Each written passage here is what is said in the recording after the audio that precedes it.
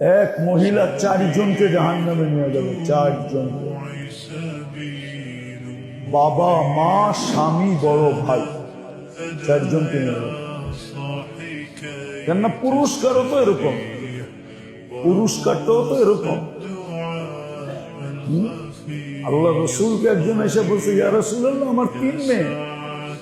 বলছে, যদি সঠিক শিক্ষা দিতে পারো আর সঠিক পাত্রে দিতে পারো, দিনদার বানাইতে পারো আর দিনদারের কাছে উঠাইয়া দিতে পারো, তাহলে তোমার জন্য জান্নাত লিখে দিব। আরেকজন পাশের থেকে বলছে, ইয়া রাসূলুল্লাহ, আমার তো 2টা, বা তোমার জন্য। আরেকজন পাশের থেকে বলছে, ইয়া রাসূলুল্লাহ, আমার তো 1টা, বা তোমার জন্য। আরেকজন বলছে, আমার তো 1টাও নাই মেয়ে। আল্লাহ রসুল জিজ্ঞাসা করছে, বোন আছে? বলছে, বোন আছে। বলে, বোনকে যদি করতে পারো, দিনদার বানাইতে পারো আর দিনদার পাত্রে দিতে পারো, তোমার জন্য।